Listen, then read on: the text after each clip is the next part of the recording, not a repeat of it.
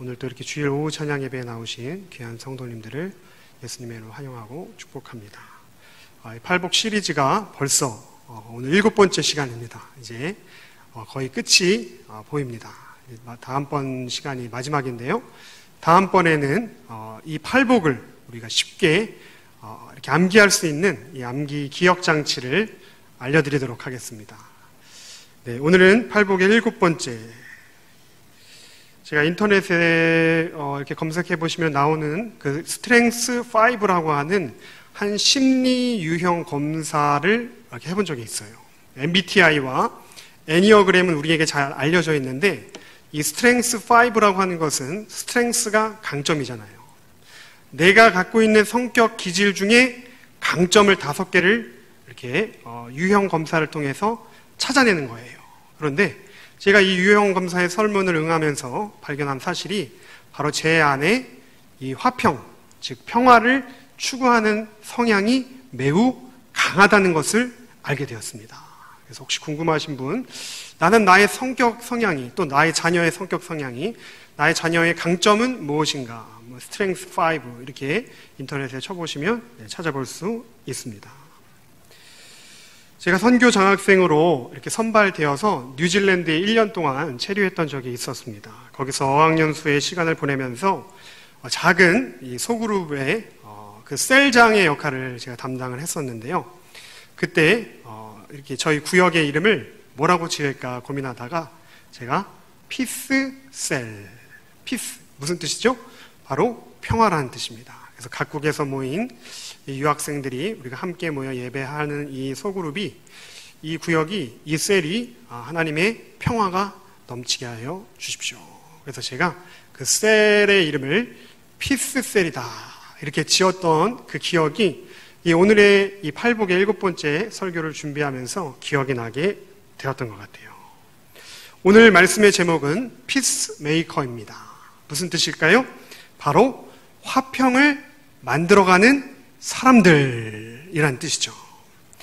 이 메이크, 우리가 메이크업 하다라는 거를 하면은, 우리가 메이크업을 생각하면은 이 여성분들 화장하는 것을 가장 먼저 이 화장한다는 표현을 생각하지만, 제가 실제로 이 호주하고 뉴질랜드에서 이렇게 어학을 익혀본 결과 외국인들이 사용하는 메이크업이라는 표현에는 화해하다라는 표현이 있다는 것을 제가 알게 되었습니다.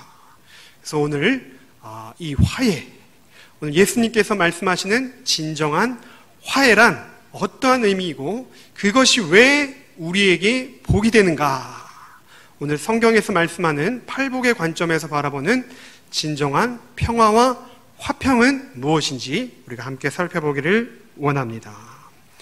우리가 그리스도인으로 세상을 살아갈 때에 어떠한 태도를 취해야 할까요? 이러한 질문에 대하여 오늘 팔복의 7번째 말씀은 바로 화해자의 모습을 취하십시오 라고 권면하고 있습니다. 진정한 그리스도인은 평화를 사랑할 뿐만 아니라 적극적으로 그 평화를 만들어가는 사람이라고 할 수 있을 것입니다. 오늘의 말씀의 제목과 같이 피스메이커, 평화를 만들어가는 사람인 것이죠. 그런데 오늘 이 예수님께서 말씀하시는 이 화평케 하는 자의 이 화평에는 3가지 뜻이 있습니다. 먼저 첫 번째는 하나님과의 화평입니다. 두 번째는 바로 나 자신과의 화평입니다. 세 번째는 이웃과의 화평입니다.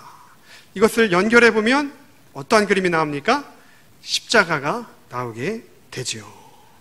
먼저 첫 번째로 하나님과의 평화를 살펴보겠습니다. 누가복음 2장 14절에 보시면 지극히 높은 곳에서는 하나님께 영광이요 땅에서는 하나님이 기뻐하신 사람들 중에 평화로다 하니라. 이사야 9장 6절은 또한 말씀합니다. 그의 이름은 기묘자라 모사라 전능하신 하나님이라 영존하시는 아버지라 평강의 왕이라 할 것임이라. 성경을 보면 많은 부분 하나님은 평강의 근원이시며 평화의 하나님으로 나타나고 있습니다.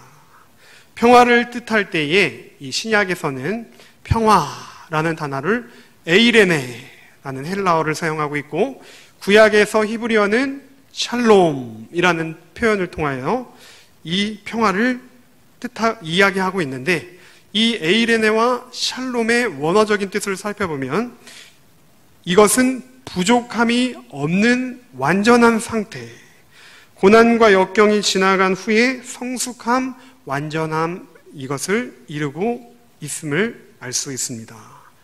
히브리인들이 오늘도 이스라엘에 가면은 그들의 인사말로 샬롬이라고 인사하고 있지 않습니까?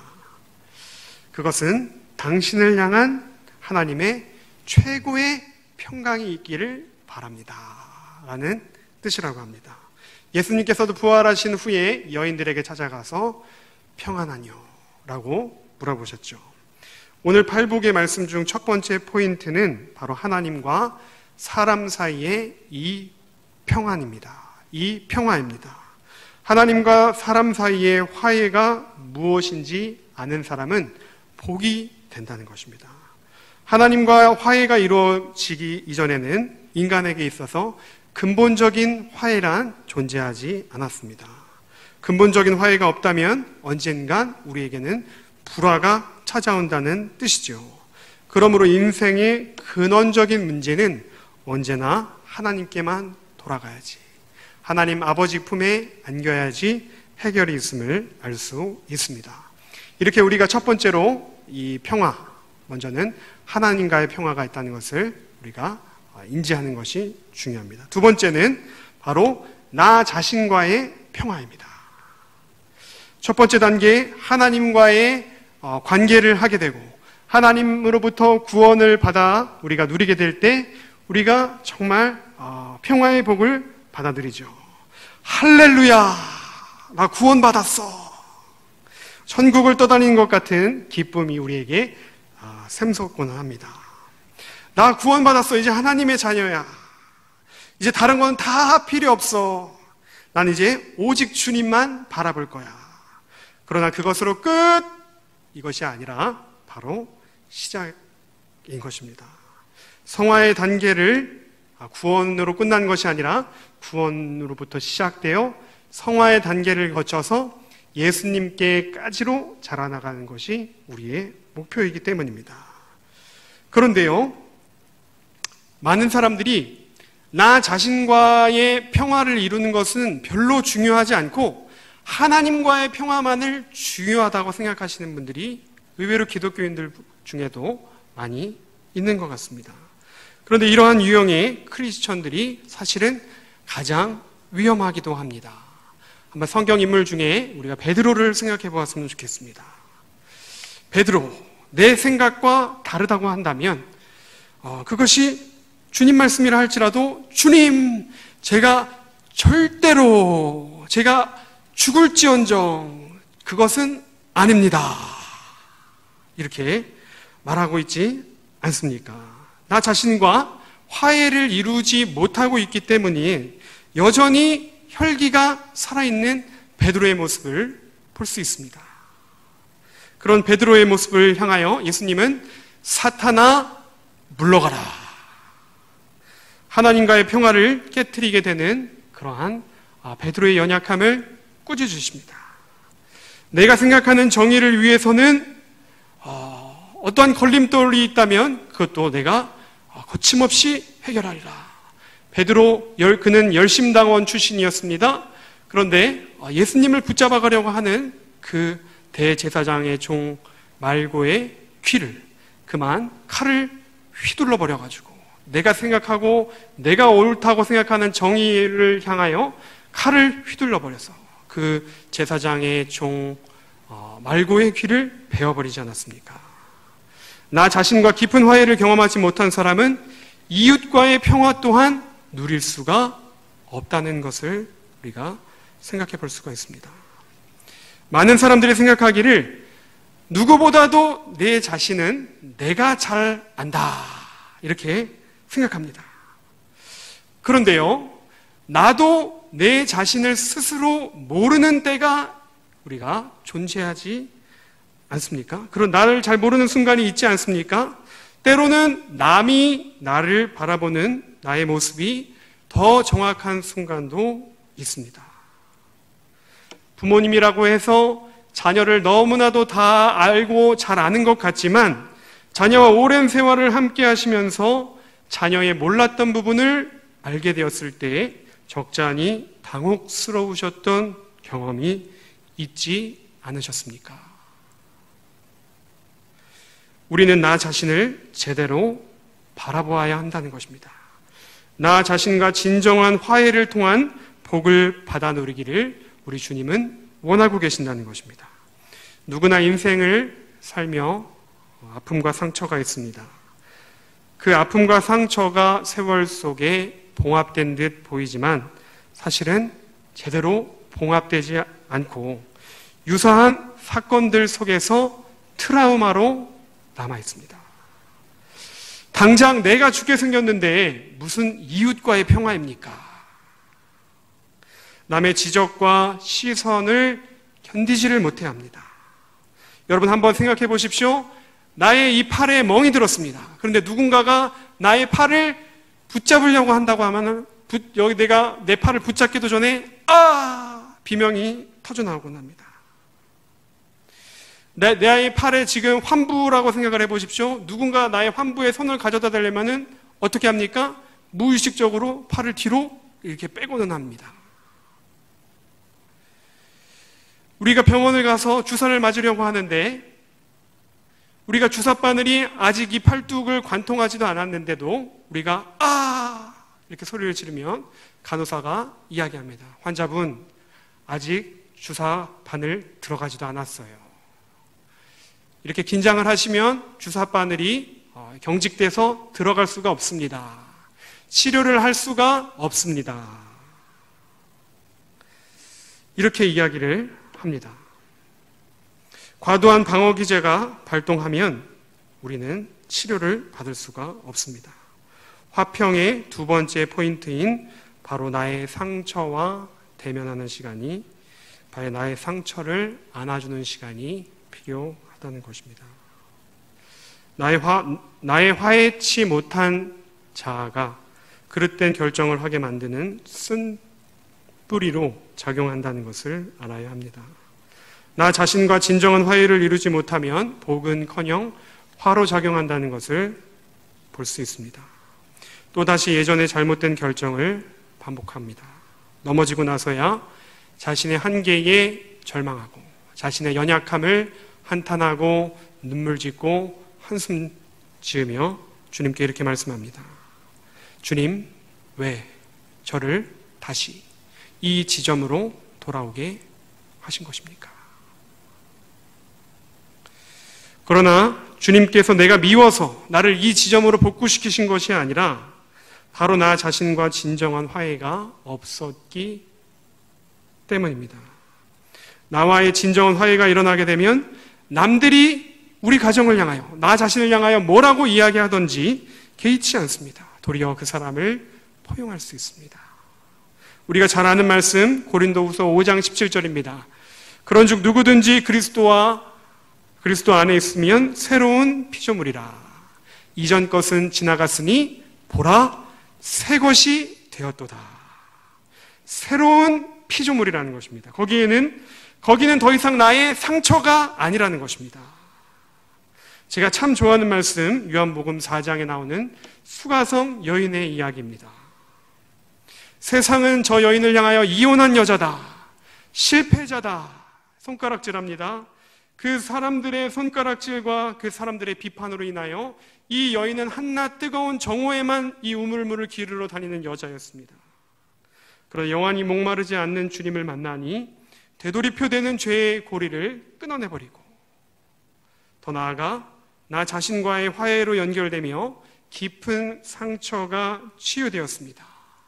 이 여인을 향한 정죄의 말들, 판단의 말들, 그 어떠한 비난의 말들도 이 여인에게는 더 이상 상처로 작용하지 않습니다. 6월절 어린 양의 피로 나의 삶의 문이 열렸네. 저 어둠의 권세는 힘이 없네.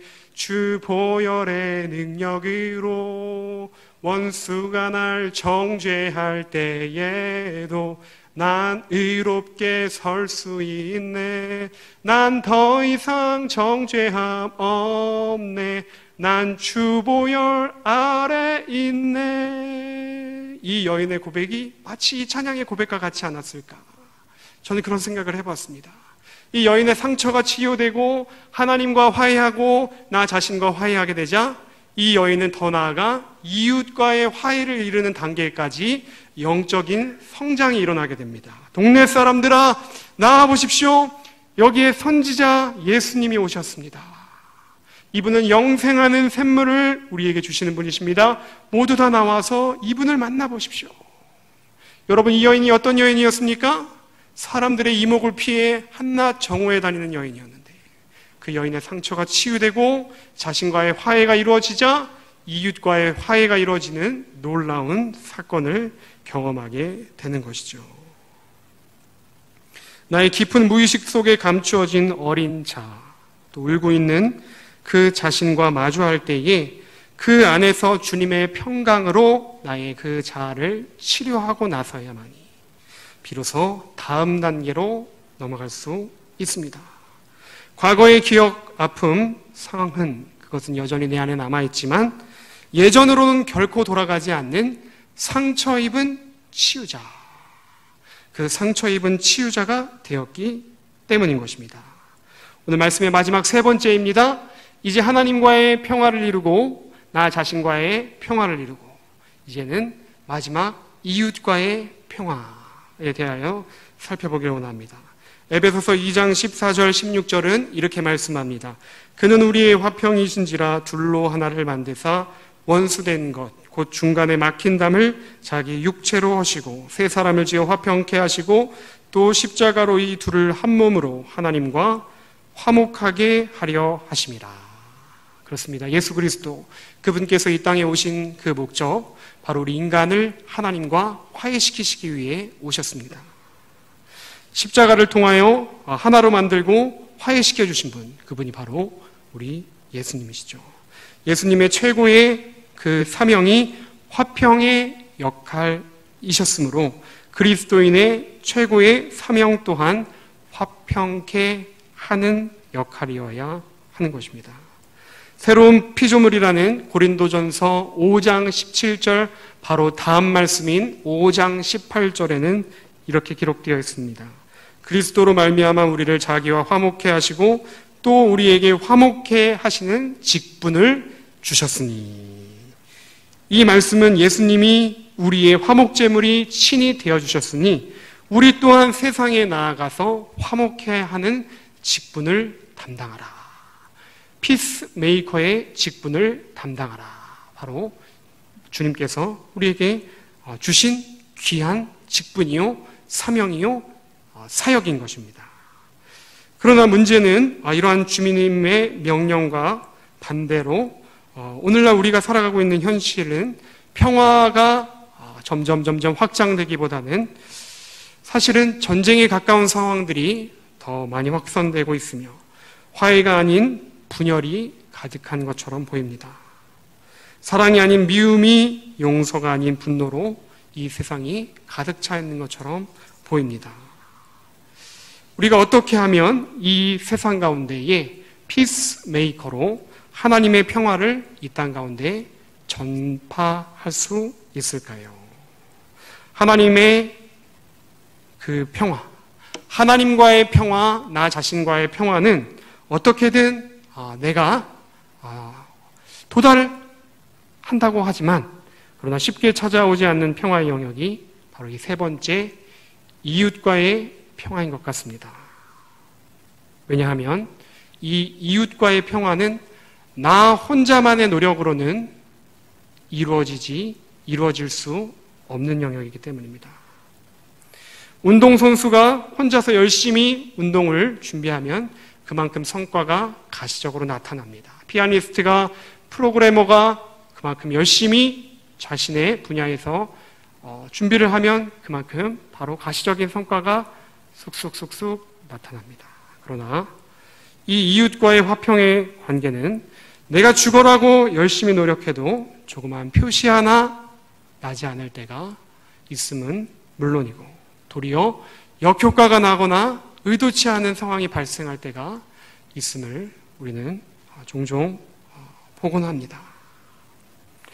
이렇게 상대방과 나와 진정한 평화, 특별히 상대방과 나의 생각과 견해가 다를 때에 우리가 이 정말 화평을 추구한다는 것은 쉬운 영역이 아니라는 것을 알고 있습니다.